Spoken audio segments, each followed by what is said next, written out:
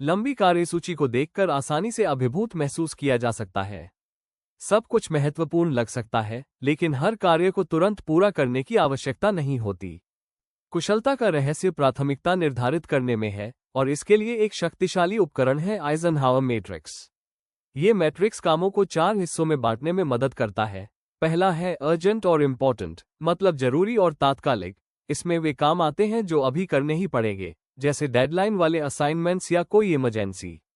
दूसरा है इम्पोर्टेंट पर अर्जेंट नहीं, अर्थात जरूरी लेकिन तुरंत करने की जरूरत नहीं। इसमें वे काम आते हैं जो लॉन्ग टर्म में आपके लिए फायदेमंद है, जैसे एग्जाम की तैयारी, पर्सनल डेवलपमेंट या हेल्थ रूटीन।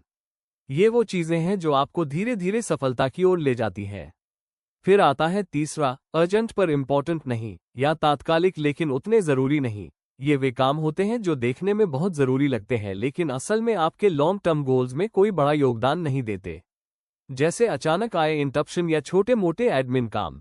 और आखिर में आते हैं ना ही अर्जेंट ना ही इम्पोर्टेंट, अर्थात ना जरूरी ना तात्कालिक। इसमें वे चीजें आती हैं जो सिर्फ आपका समय खाती हैं लेकिन कोई वास्तविक लाभ नहीं देती, जैसे जरूरत से ज्यादा सोशल मीडिया स्क्रॉल करना।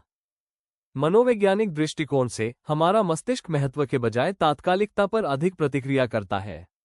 यही कारण है कि कई लोग दीर्घकालिक लक्ष्यों को टालते रहते हैं और कम महत्वपूर्ण लेकिन तात्कालिक कार्यों को प्राथमिकता देते हैं।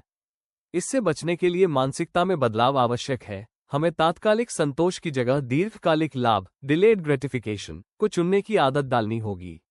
एक उपयोगी तकनीक है मेंटल कॉन्ट्रास्टिंग, जिसमें आप महत्वपूर्ण कार्यों को पूरा करने के लाभों की कल्पना करते हैं और साथ ही संभावित बाधाओं को भी स्वीकार करते हैं। यह इरादा और क्रिया के बीच की खाई को पाटने में मदद करता है, जिससे उन कार्यों पर ध्यान केंद्रित करना आसान हो जाता है जो वास्तव में मायने रखते हैं।